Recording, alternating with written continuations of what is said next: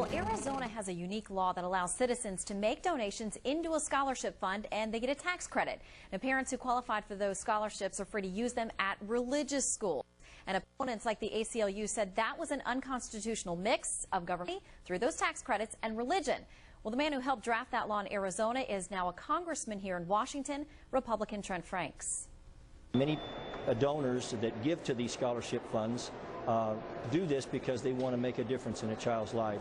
And I just can't tell you that this is a landmark issue for, I think, parents' rights and for the future of children and for freedom in our country.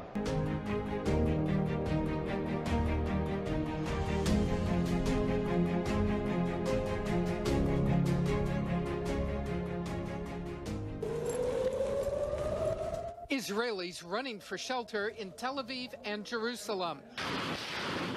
Seeking safety from Hamas rockets launched from Gaza, now a daily occurrence across Israel. No country on earth would remain passive in the face of hundreds of rockets fired on its cities, and Israel is no exception. The action of the Congress today and the President will send a message to the people of Israel that we are with them. Mr. Speaker, Israel has been our truest friend and ally in the Middle East. This will undeniably affirm our commitment and our resolve on behalf of Israel. And we will be standing steadfastly on our own Declaration of Independence, as well, Mr. Speaker, as on the right side of history. Now the final vote of the evening, Israel's missile defense system. It's known as the Iron Dome. The Senate passed it earlier today. That coming up for a vote now here in the House. The motion is adopted without objection. The motion to reconsider is laid on the table.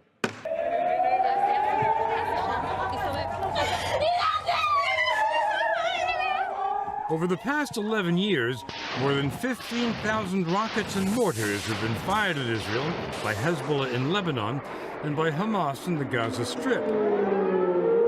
Until recently, the only thing Israeli civilians could do was run for cover. But in the latest round of fighting between Israel and Hamas late last year, some people stopped running and tried to get some good pictures.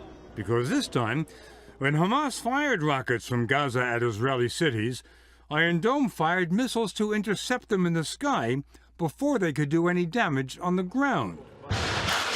Do you think that people in Tel Aviv and Ashkelon feel safer today than they did 6 months ago? By far.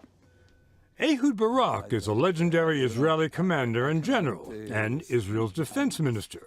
Now people are not running to shelters so much, they're staying in their cafes. No, I don't think so. Probably in Tel Aviv where no rocket actually landed, but there is less anxiety deep in their mind because